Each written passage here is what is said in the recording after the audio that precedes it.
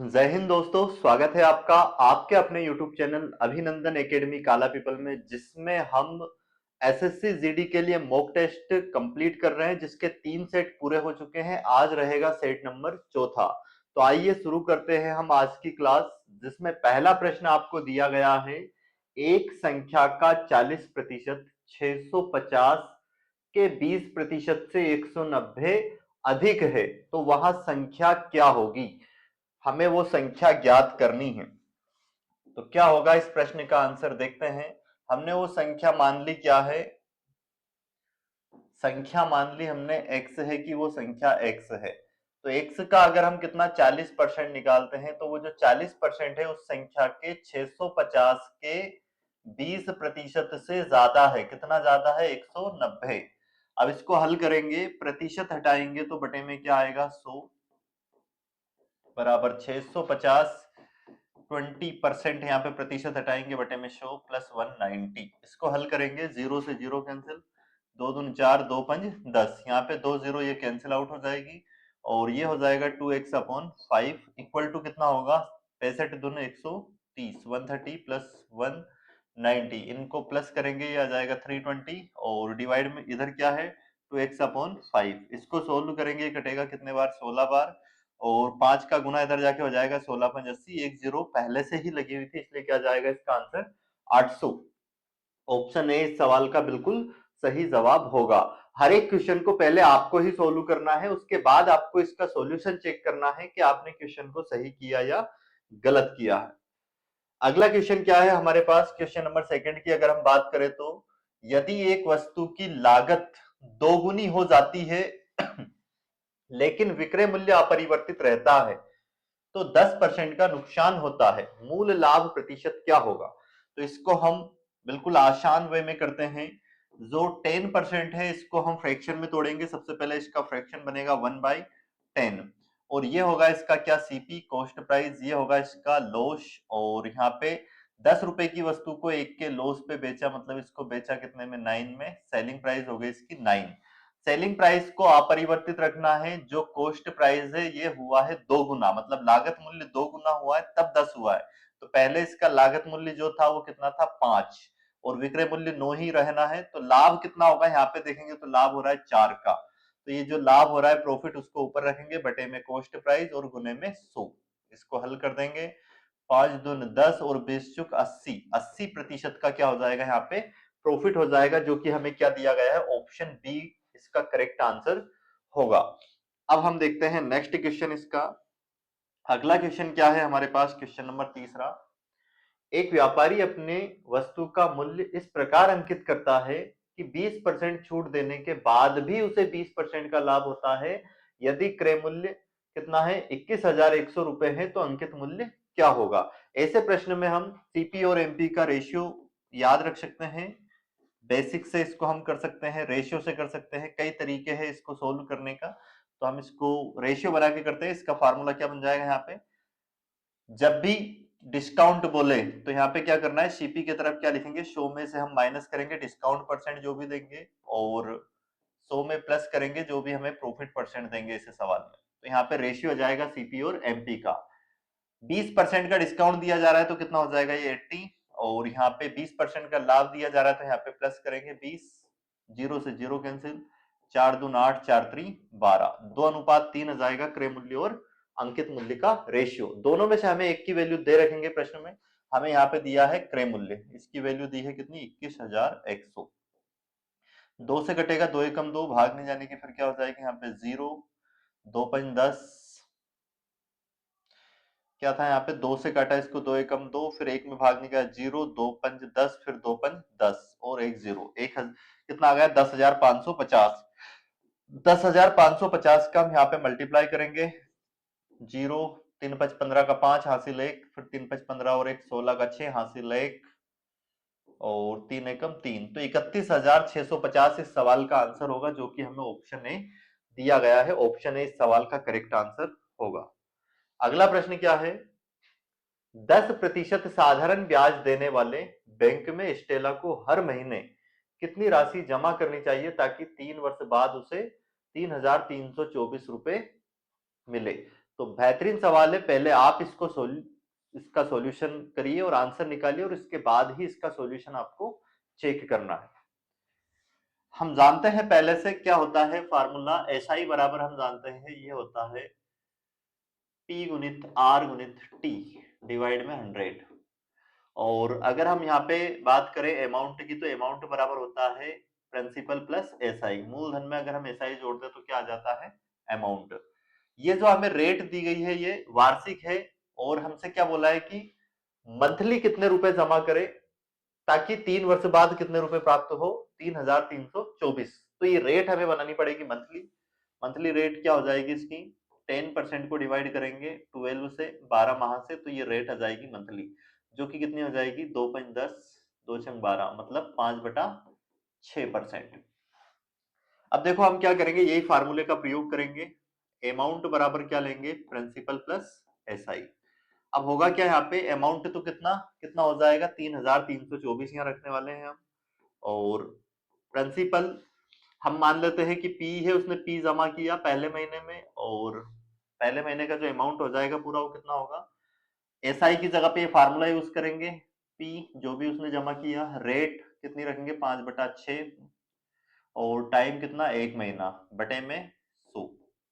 ये पहले माह का होगा, फर्स्ट माह में इतना जमा करा, फिर सेकंड माह में भी यही कैश, प्रिंसिपल उतना ही, और इस पे जो ब्याज मिलना है वो 5/6% से, ये इस पे 2 महीने का ब्याज मिलेगा और बटे में 100 आएगा।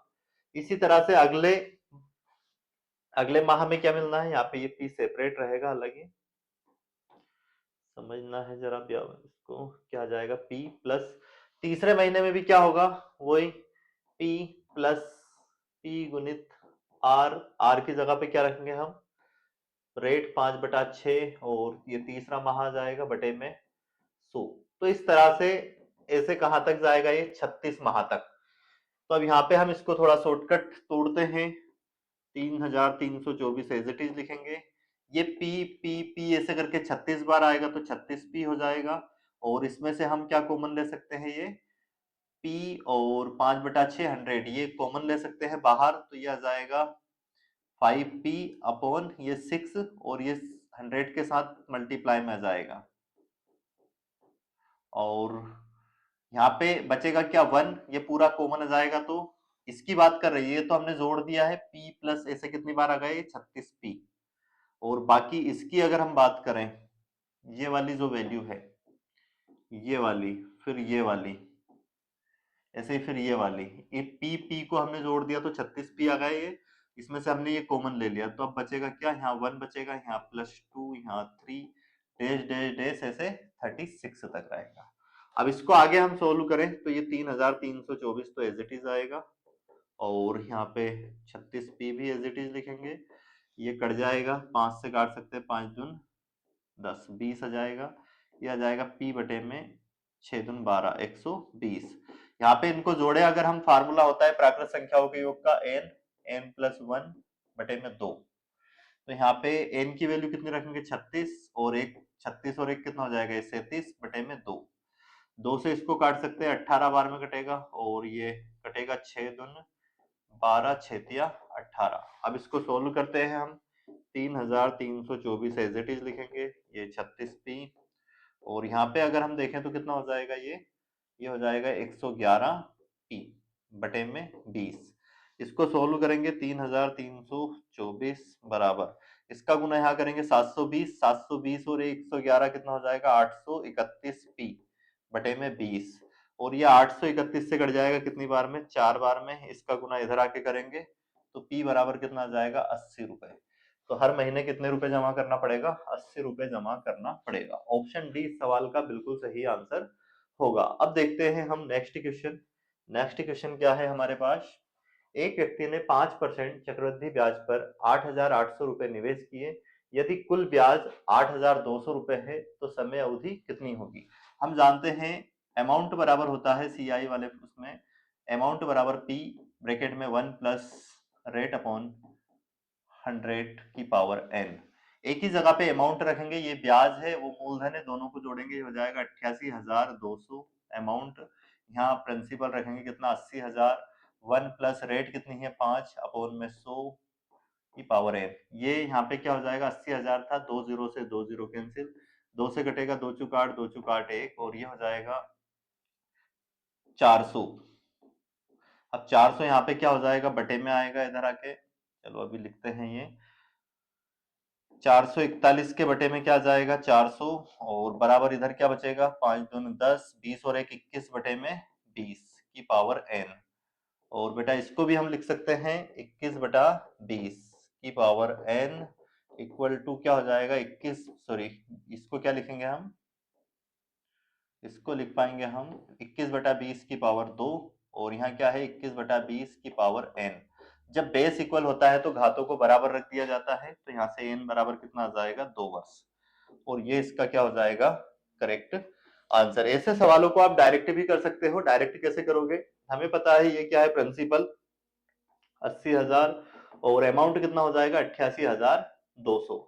2 जीरो से 2 जीरो काटेंगे यहाँ पे, ये 400 आएगा, और ये आ जाएगा कितना 441। अगर ये पूर्ण वर्ग बनता है मतलब वर्गमूल बनता है तो यहाँ पे 2 वर्ष होंगे, अगर घनमूल बनता है तो यहाँ पे 3 वर्ष हो जाएंगे। अब देखते हैं हम अगला क्वेश्चन। 5 क्वेश्चन हो चुके हैं। छठा क्वेश्चन हमारे पास क्या है, एक कक्षा में 18 लड़कियां हैं और शेष लड़के हैं। लड़कियों की औसत ऊंचाई 144 सेंटीमीटर है तथा लड़कों की 150 सेंटीमीटर है। कुल औसत ऊंचाई 148 सेंटीमीटर है। यदि लड़कों का औसत वजन 50 किलोग्राम है तो लड़कों का कुल वजन कितना होगा। हमें यहाँ पे पहले निकालनी पड़ेगी लड़कों की संख्या, और फिर उसमें लड़कों के औसत वजन से कर देंगे हम मल्टीप्लाई। तो उसके लिए हमें एवरेज ऊंचाई सबकी मिला के जो औसत ऊंचाई दी है वो कितनी दे रखी है, लड़कियों लड़के हैं, लड़कियों की औसत ऊंचाई 144 है, ठीक है। गर्ल्स की औसत ऊंचाई 144, और बॉयज की औसत ऊंचाई की बात करें तो 150 है, और इसके बाद में दोनों की मिला के औसत ऊंचाई की बात करें तो 148 है। एलिगेशन मेथड इस सवाल को तोड़ने के लिए बेस्ट है।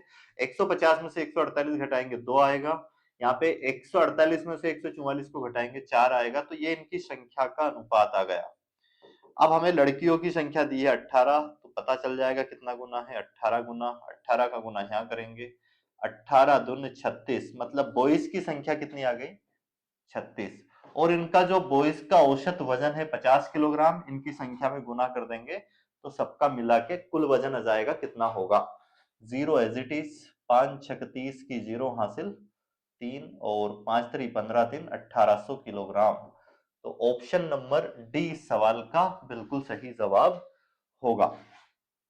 अगला सवाल क्या है हमारे पास, के का मान ज्ञात करें जिसे 5 12 29 और 57 में जोड़ने पर वे समानुपात में रहे। क्या है 5 बटा 12 बराबर 29 बटा 57, इसमें कौन सी संख्या जोड़े के ये अनुपात बराबर हो जाए, इधर का और इधर का रेशियो बराबर हो जाए।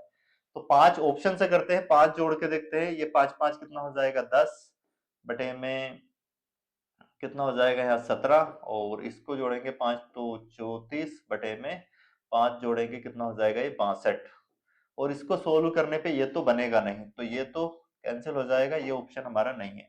ऑप्शन डी उठा के देखते हैं हम, 3 जोड़ के देखते हैं इसमें, 5 प्लस 3 और ये 12 प्लस 3 बराबर 29 प्लस 3 और बटे में 57 प्लस 3, तो ये हो जाएगा बेटा 8 बटे में 15, और इधर की अगर हम बात करें तो ये हो जाएगा 32 बटे में 60। इसको सोल्व कर सकते हैं, 4 से कटेगा 4 अठा 32, 4 एकम 4, 4 पंज 20, तो 8 बटा 15, 8 बटा 15 बराबर आ रहा है किससे, ऑप्शन डी 3 को जोड़ने से। तो हमारा आंसर हो जाएगा क्या इसमें, ऑप्शन डी करेक्ट आंसर होगा। नेक्स्ट क्वेश्चन आपको करना है पहले सोल्व, उसके बाद फिर आंसर चेक करना है।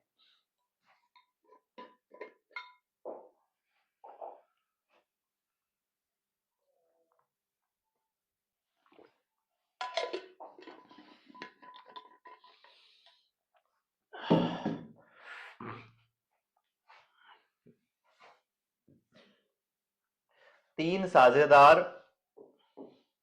ए बी और सी, कुल ये ध्यान रखना तीनों ने मिला के कुल इतने रुपए निवेश किए हैं। ए को ए ने, देखो जिस अनुपात में वो पूंजी लगाते हैं उसी अनुपात में लाभ बांटते हैं, तो ए को मिला कितना लाभ के रूप में 26,000, और बी को मिला कितना 20,800 और सी को मिला कितना 31,200। तो ये जो लाभ का अनुपात है वही पूंजी का अनुपात होगा। यहाँ पे दो दो जीरो कट जाएगी,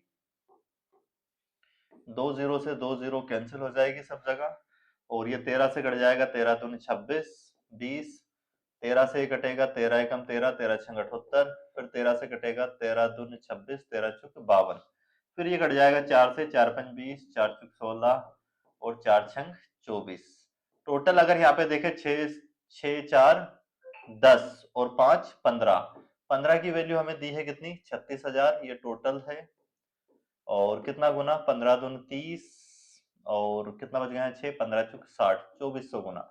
हमें बताना क्या है ए और सी द्वारा कुल निवेश। तो ए और सी का अगर हम देखें टोटल कितना 5 6 11, तो 11 में गुना करना हमें कितने का 2400 का। 2 जीरो एज इट इज, 11 चुक 44 का 4 हासिल 4, 11 दून 22 और 4 कितना हो जाएगा 28, तो 28,400 हमारा करेक्ट आंसर होगा, जो कि ऑप्शन ए दिया गया है। क्वेश्चन नंबर 9 देखते हैं।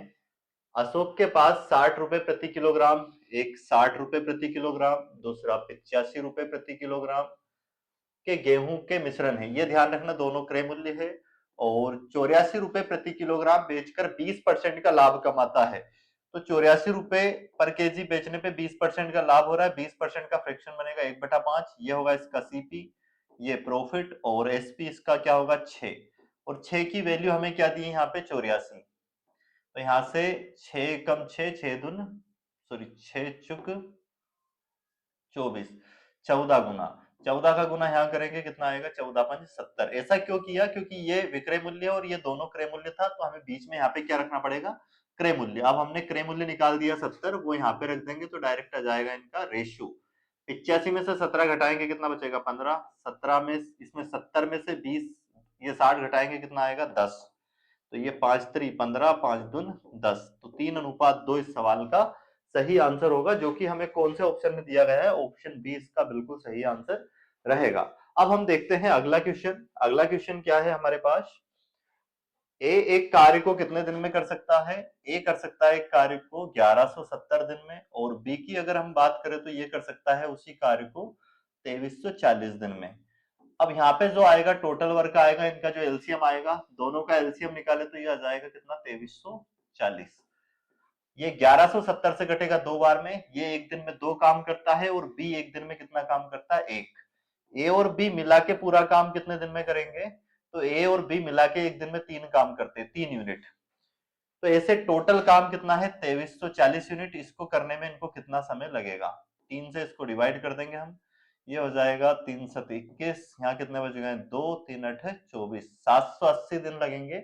ऑप्शन डी इसका बिल्कुल सही आंसर होगा। नेक्स्ट क्वेश्चन क्या है हमारे पास, पाइप ए एक टैंक को 699 मिनट में, पाइप ए कितने मिनट में 699, और पाइप बी की अगर बात करें तो ये कितने मिनट में भर सकता है 1398 मिनट में, और इनका अगर एलसीएम ले ले तो ये आएगा 1398, और ये आ जाएगी टोटल धारिता इसकी कैपेसिटी टंकी की। जो पाइप ए है वो 1 मिनट में कितना यूनिट पानी डालेगा 2 यूनिट, और पाइप बी जो है 1 मिनट में 1 यूनिट पानी डालेगा। इस तरह से दोनों को एक साथ अगर चालू करें तो ये 1 मिनट में 3 यूनिट पानी डालेंगे। पूरी टंकी में 1398 यूनिट पानी आना है, इसको पूरा भरने में कितना समय लगेगा 3 से भाग दे देंगे, क्या हो जाएगा 3 चुक 12, यहाँ बचा कितना 1 3 छंग 18, फिर 1 3 छंग 18, तो 466 मिनट में टैंक फुल हो जाएगा जब दोनों को एक साथ हम चालू करेंगे। तो ऑप्शन ए इस सवाल का बिल्कुल सही आंसर हो जाएगा। इस तरह से हमने 11 क्वेश्चन कंप्लीट कर लिए हैं। अब रहेगा क्वेश्चन नंबर 12। बेहतरीन क्वेश्चन है, क्या दिया है, दो स्टेशन ए और बी के बीच की दूरी 138 किलोमीटर है। एक ट्रेन सुबह 7:15 बजे ए से बी की ओर 24 किलोमीटर प्रति घंटे की गति से चलती है। दूसरी ट्रेन सुबह 8 बजे बी से ए की ओर ही 36 किलोमीटर प्रति घंटे की गति से चलती है, वे किस समय मिलेगी। तो बिल्कुल आसान क्वेश्चन है, देखो समझना है ध्यान से। दो स्टेशन है ए और बी, जिनके बीच की दूरी दी है हमें 138 किलोमीटर। अब यहाँ पे अगर हम बात करें, एक ट्रेन इधर से चल रही है जो कि 7:15 पे चल रही है, और इसकी चाल है 24 किलोमीटर पर आवर, और एक ट्रेन इधर से चल रही है जो कि कब चल रही है 8 बजे चल रही है, और इसकी चाल है 36 किलोमीटर प्रति आवर। अब देखो रिलेटिव स्पीड इसमें तब लगती है जब दोनों एक समय चले, बराबर समय पे चले। ये चल दी है 45 मिनट पहले, ये चली है 45 मिनट बाद 8 बजे।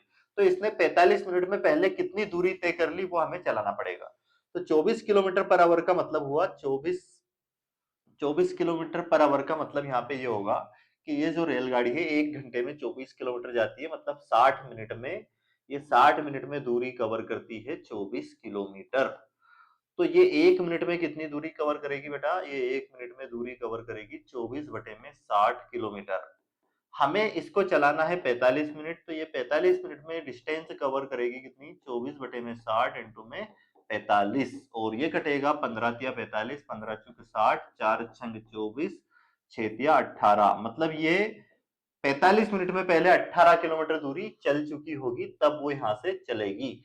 तो इसने 18 किलोमीटर दूरी तय कर दी। अब दूरी बची कितनी इनके बीच की? 120 किलोमीटर, और यहां से ये चल रही है 24 किलोमीटर पर आवर से आगे।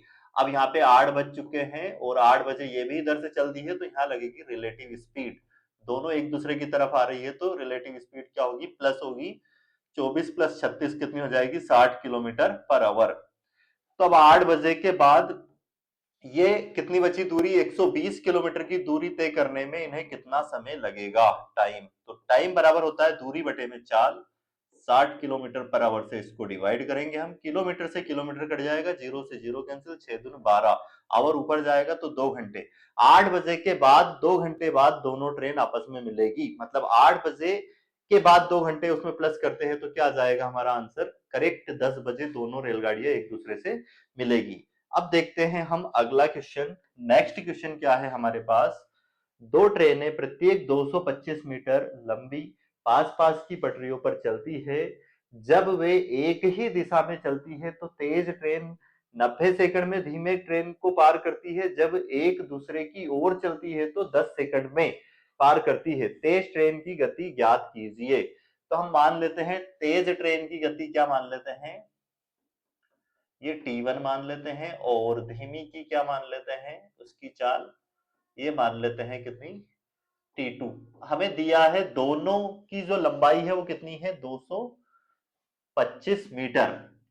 तो जब दोनों विपरीत दिशा में चलेगी तो चाल क्या होगी इनकी? Minus relative speed T1 minus T2, और स्पीड बराबर क्या हो जाएगा? Distance upon time. तो दोनों की लंबाई या तो प्लस होगी, कितनी होगी? 225 कितना? 450 मीटर, और बटे में क्या रखेंगे? विपरीत दिशा में एक दूसरे को कितने सेकंड में पार करती है? 90 सेकंड। सॉरी, एक ही दिशा में जब चलती है तो एक दूसरे को कितने समय में पार करती है? 90 सेकंड में। 90 से इसको डिवाइड करेंगे तो ये आ जाएगा 9 5 45। तो T1 माइनस T2 बराबर आ जाएगी इनकी रिलेटिव स्पीड 5 मीटर पर सेकंड। अब बात करते हैं जब दोनों अपोजिट डायरेक्शन में चलेगी तो रिलेटिव स्पीड प्लस होगी T1 प्लस T2, और दोनों की लंबाई तो हमेशा प्लस होगी। 225 450 मीटर बटे में कितना समय लगता है दिया है? विपरीत दिशा में चलती है तो 10 सेकंड। तो ये आ जाएगा T1 प्लस T2 बराबर 45 मीटर प्रति सेकंड। अब यहाँ पे हमें तेज रेलगाड़ी की गति ज्ञात करनी थी, मतलब T1 की वैल्यू। तो जब दो इक्वेशन ऐसी हो, एक माइनस में एक प्लस में, तो इसकी वैल्यू कैसे निकालते हैं? बड़ी वाली की दोनों को प्लस करते हैं, 45 प्लस 5 और उसका आधा करते हैं, तो ये आ जाएगा क्या? 25 मीटर पर सेकंड। ये स्पीड काय में आएगी? मीटर पर सेकंड में, क्योंकि लंबाई भी मीटर में थी और समय भी हमें काय में दिया गया था? सेकंड में। तो अब ये ऑप्शन में देख के 25 पे आंसर नहीं लगा देना है, क्योंकि ये 25 किलोमीटर पर आवर दिया और हमारा आंसर आ रहा है 25 मीटर पर सेकंड। सारे ऑप्शन किलोमीटर पर आवर में है, तो हमें इसको चेंज करना पड़ेगा 25 को किलोमीटर पर आवर में। इसके लिए 18/5 से गुना करेंगे इसमें हम, और ये बदल जाएगा बेटा किलोमीटर पर आवर में। 5 25 और 18 5 90 किलोमीटर पर आवर, ये हमारा आंसर होगा। जल्दबाजी में कभी भी गलती ना करें, नहीं तो आंसर शुरू में तो लगेगा, क्वेश्चन देख के खुश हो जाएंगे कि हाँ हमारा आंसर सही आया और हम सही लगा के आए। जब आंसर की चेक करोगे तब पता चलेगा कि हमारा एक नंबर उड़ गया है, और वो दूसरे में से भी 1.25 नंबर ले गया है, क्योंकि माइनस मार्किंग भी तो होती है फिर। अब एक क्वेश्चन सरलीकरण का हमें दिया है, बिल्कुल आसान तरीके से इसको हम करेंगे। ये 1/a यहीं पे रखेंगे, इधर बाकी का पक्षांतर कर देंगे। बराबर के उधर ले जाएंगे। जो ऑलरेडी बराबर के उधर है उसको वैसे ही लिखेंगे 2/6 प्लस 1/3 प्लस 2/3 और ये उधर जाके माइनस का 1/2, ये माइनस का 1/4 और ये माइनस का 1/8 और ये होगा माइनस का 1/6। ये 1/a एज इट इज लिखेंगे, इनका एलसीएम आ जाएगा सभी का 24। ये 4 से कटेगा 6, सॉरी 6 से 4 बार में 6 चुक 24 और 4 दून 8, 3 8 24, 8 एकम 8, 3 8 24, 8 दून 16 प्लस 2 से 12 बार में कटेगा तो ये क्या जाएगा माइनस का 12 हो जाएगा, माइनस है तो माइनस लगाना पड़ेगा। और ये 4 6 24 तो माइनस का 6, 8 3 24 माइनस का 3, 6 चुक 24 माइनस का 4। अब यहाँ पे 1/a एज इट इज, ये 8 8 16 और 16 32, इन सबको जोड़ेंगे कितना आएगा, ये आ जाएगा 6 4 10 12 3 15 25 माइनस का 25 बटे में 24, तो 1/a बराबर आ जाएगा 7/24। हमें a की वैल्यू निकालनी है तो ये पलटेगा, तो a बराबर हो जाएगा 24/7। ऑप्शन बी इस सवाल का बिल्कुल सही आंसर होगा। अगला क्वेश्चन देखते हैं अब हम। नेक्स्ट क्वेश्चन क्या है, दो संख्याओं का महत्तम समापवर्तक 19 है तथा उनके लघुत्तम समापवर्तक के अन्य दो भाजक क्या है 27 और 29। तो ऐसे सवाल में हमें क्या करना है, बड़ी संख्या ज्ञात करनी है तो एचसीएफ का बड़े भाजक में गुना कर देना, और अगर छोटी संख्या ज्ञात करनी हो तो इसमें गुना कर देंगे। तो अब इनका 19 गुणित हम क्या करते हैं 29, तो ये आ जाएगा कितना 551। ऑप्शन डी इस सवाल का करेक्ट आंसर हो जाएगा। अगला सवाल देखते हैं। देखो क्या दिया है, 10 सेंटीमीटर भुजा वाले वर्ग में प्रत्येक भुजा के मध्य बिंदु को केंद्र मानकर, प्रत्येक भुजा के मध्य बिंदु को केंद्र मानकर 4 1/4 वृत्त बनाए गए हैं, 4 1/4 वृत्त बनाए गए हैं जो आपस में स्पर्श करते हैं। छायांकित क्षेत्र का क्षेत्रफल ज्ञात कीजिए।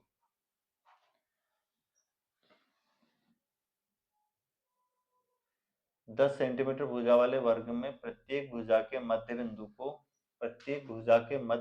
को केंद्र मानकर, ये डायग्राम इसमें गलत दिया, प्रत्येक भुजा के मध्य बिंदु को केंद्र मानकर, अब इसको अगर केंद्र माने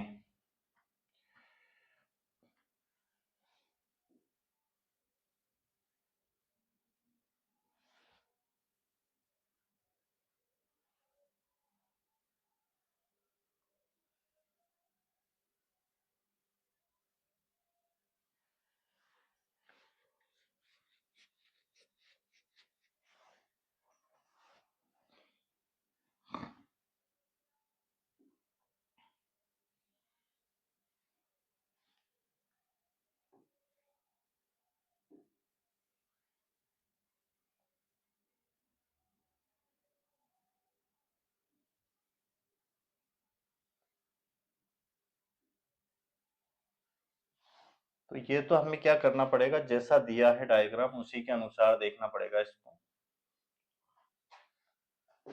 अगर इसकी हमें क्या निकालनी हो, समझते हैं, ये एक चौथ क्या माने इसका चाप त्रिज्यखंड, ऐसे ये 4 वृत्त अर्धवृत्त बने, तो ये मिलके पूरा क्या बन जाएगा, एक पूरा वृत्त।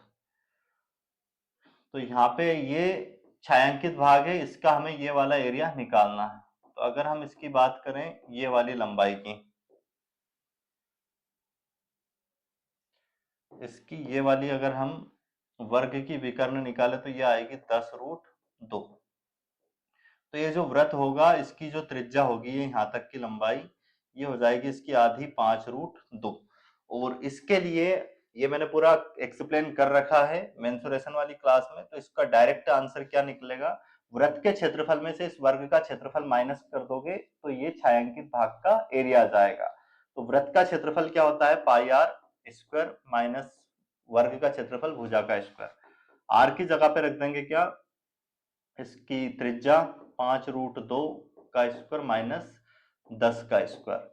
तो ये हो जाएगा 5, ये इसका 25 और √2 का कितना हो जाएगा 2 माइनस 10 का वर्ग करेंगे 100, 25 दून 50, तो ये आ जाएगा 50 पाई माइनस 100 स्क्वायर यूनिट। ये आंसर हो जाएगा स्क्वायर सेंटीमीटर, वर्ग सेंटीमीटर। ऑप्शन सी इसका क्या होगा, करेक्ट आंसर होगा। अब देखते हैं क्वेश्चन नंबर 18वां। एक सम ठोस प्रिज्म का आधार 6 सेंटीमीटर है और 8 सेंटीमीटर और 10 सेंटीमीटर, मतलब उसकी जो भुजाएं है, आधार 6 सेंटीमीटर, 8 सेंटीमीटर और 10 सेंटीमीटर भुजाओं वाला एक त्रिभुज है प्रिज्म का आधार। तो प्रिज्म और प्रिज्म की ऊंचाई कितनी दे रखी, 10 सेंटीमीटर। तो कुल पृष्ठीय क्षेत्रफल और पार्श्व पृष्ठ का क्षेत्रफल और हमें क्या ज्ञात करना, आयतन। तो इसके जो फार्मूले होते हैं, पार्श्व पृष्ठ का क्षेत्रफल का फार्मूला होता है जिसको हम लेटरल सरफेस एरिया या कर्व सरफेस एरिया बोलते हैं प्रिज्म का। ये होता है आधार का क्षेत्रफल, सॉरी आधार का परिमाप, आधार का परिमाप पेरीमीटर ऑफ बेस इनटू में ऊंचाई, प्रिज्म की जो ऊंचाई देते हैं वो। और टोटल सरफेस एरिया होता है, जो लेटरल सरफेस एरिया आता है उसमें प्लस करना पड़ता है 2 गुणित आधार का क्षेत्रफल, 2 गुणित आधार का क्षेत्रफल।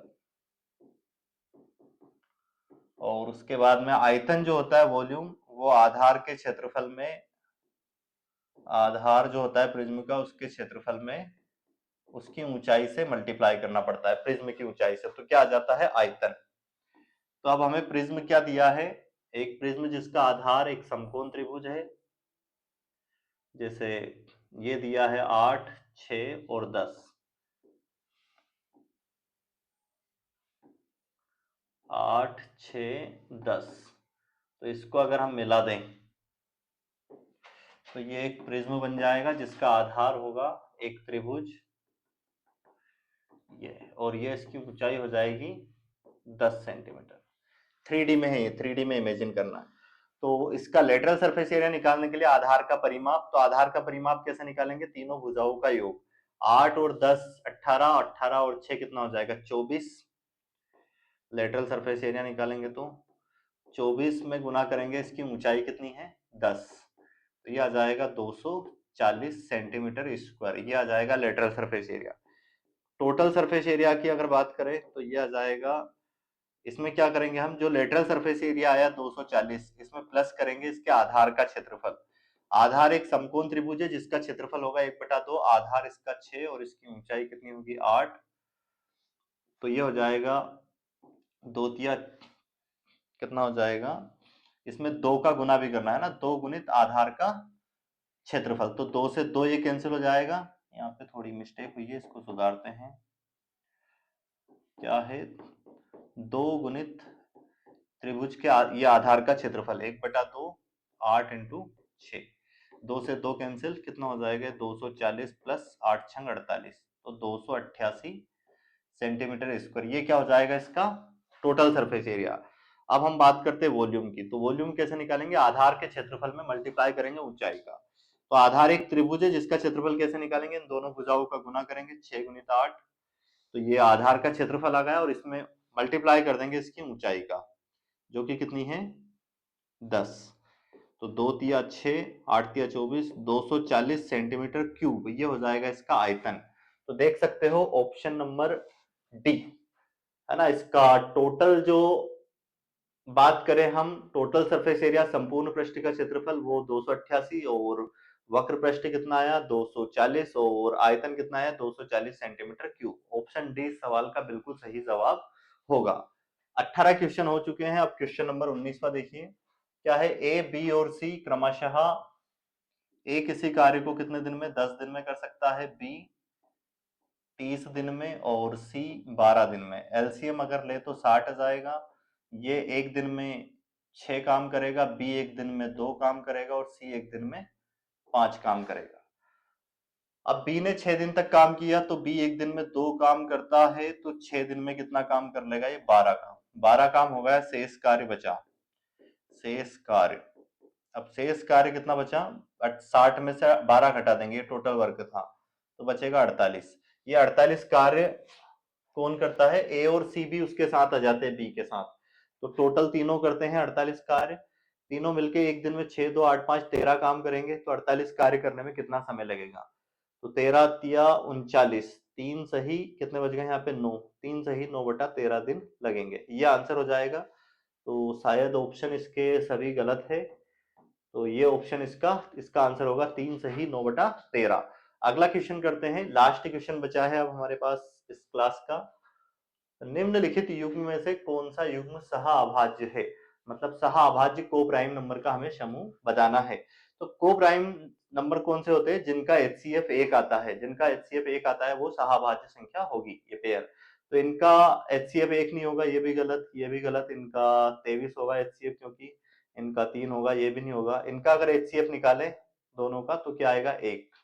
तो ये हमारा आंसर हो जाएगा ऑप्शन डी। ये हमारी आज की क्लास कंप्लीट हो चुकी है, जिसमें हमने 20 क्वेश्चन करे हैं एसएससी जीडी के, पिछले वर्षों में आए हुए उसी पैटर्न पर आधारित ये टेस्ट बनाया गया है। उम्मीद है आपको क्लास अच्छी लग रही होगी। अच्छी लग रही है क्लास तो लाइक जरूर करें, चैनल को सब्सक्राइब भी करें और इस वीडियो को ज्यादा से ज्यादा लोगों के पास शेयर करें। अब आपके लिए आज का जो क्वेश्चन है वो है, इसका आंसर आपको देना है। सिंप्लीफिकेशन के क्वेश्चन दे रहा हूं, जैसे कि मैं आपको हर एक क्लास में उसको सोल्व करके आपको आंसर कमेंट बॉक्स में करना रहता है।